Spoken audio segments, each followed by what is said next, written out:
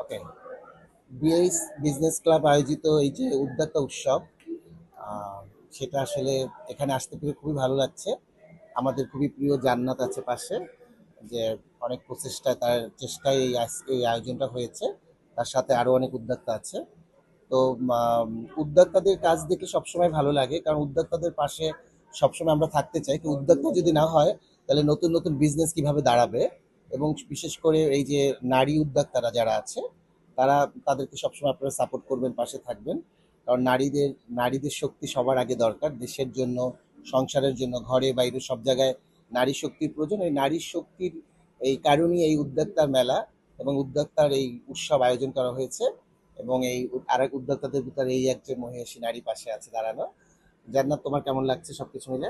আলহামদুলিল্লাহ, মেলাটা পুরোটা সাকসেস হলেই আমি খুশি। দেন বলতে পারবো যে আমি ভালো আছি।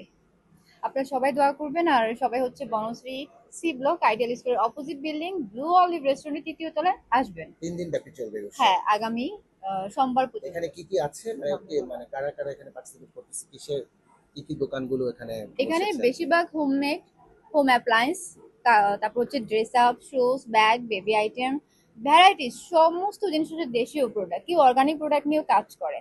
তো যারা আসলে এই ধরনের চিন্তা ভাবনা করেন আমি ব্যবসা করব কি করব না বা আমি কি করতে পারি, তাদের উচিত ভিজিট করা। আপনি কেনেন আর না কেনেন, আই থিঙ্ক একবার ঘুরে যাওয়া উচিত।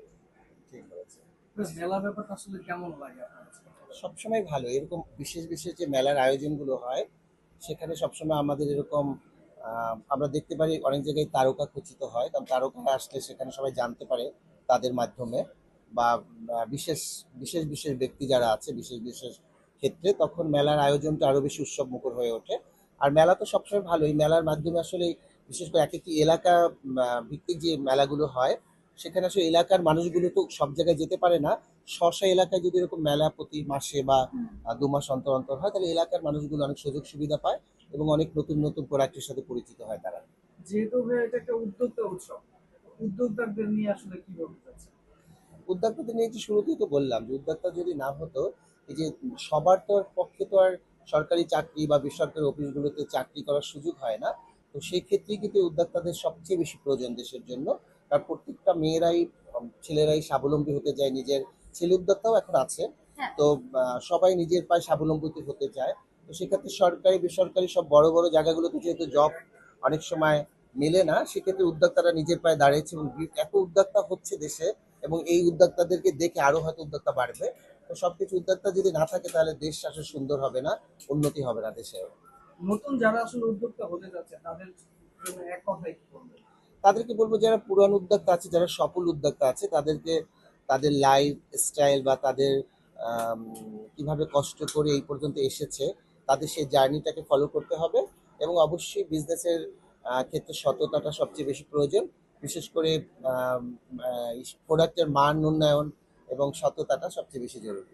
লাস্ট একটা প্রশ্ন আপনার জন্য, যেটা হচ্ছে সবসময় আপনাকে একটা অন্যরকম লোকে আমরা পাই, যেটা ভিন্নভাবে উপস্থাপিত হয় আমার হাতে। এটার একটা রহস্য, আর হচ্ছে দর্শকদের উদ্দেশ্যে আপনার যদি কিছু বলার থাকে।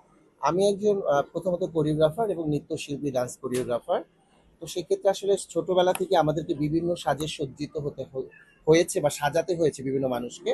বাংলাদেশের যত তারকা শিল্পীরা আছে, ম্যাক্সিমামই আমার পরিচালনায় পার্টিসিপেট করে বা সবকিছু, মানে তারা অনেক সময় নিজেরাও অন্য কোথাও গেলেও ফোন করে বলে কি পড়বে না পড়বে। সেক্ষেত্রে নিজেরও একটু সচেতন থাকতে হয়, কারণ নিজের গুছিয়ে থাকতে হয়। আর এখন হচ্ছে এত একটা কাপড় দুবার তিনবার পরলে সেটা পাবলিক ধরে ফেলে। তো সেক্ষেত্রে আমাদেরও খুব এটাকে মেনটেন করতে হয়। মানে একটা কাপড় রিপিট সম্ভব, মানে আমাদের সাধারণত করা হয় না। তো সেক্ষেত্রে মানে শিল্পী মানে একটু সুন্দর করে সুন্দর ফিটফাট থাকবে, এটাই স্বাভাবিক। এবং শিল্পী যদি আলাদাই না হয় মানুষের, সাধারণ মানুষের থেকে, তাহলে শিল্পীদেরকে শিল্পী কেন মানুষ বলবে? এটাই শিল্পীদের যথার্থ মানে আলাদা করার একটা উপায়। সমালোচনাটা